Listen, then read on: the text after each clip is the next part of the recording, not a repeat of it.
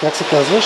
Казвам се Николай, Ники или Нико, както ми казват различни групи от приятели. От кога плуваш?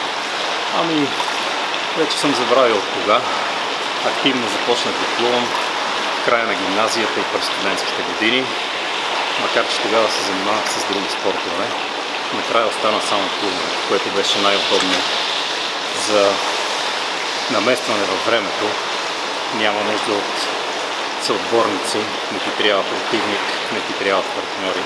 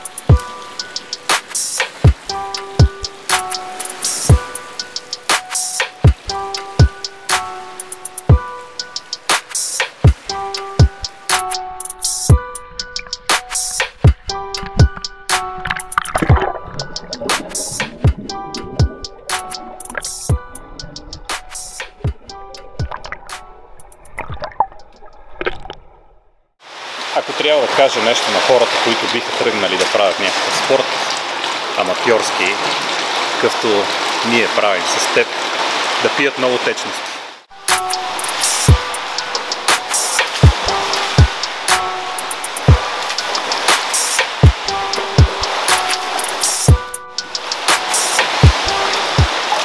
Забравих да кажа, че в дните на Олимпиадата с Стефан решихме да запишем един отдавна планиран клип за аматьорския спорт.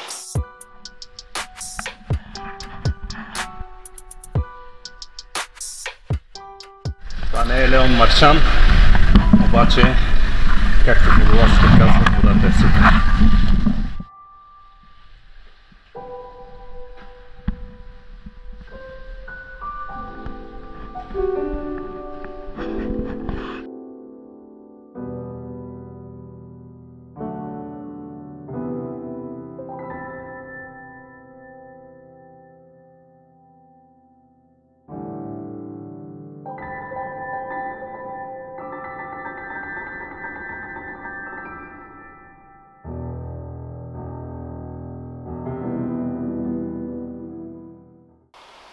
Накрая, както често се случва, установихме, че сме забравили някои неща. Първото е да кажа, че аз съм на 47 години. И на 47 години продължавам да плувам, продължавам да се занимавам с спорт.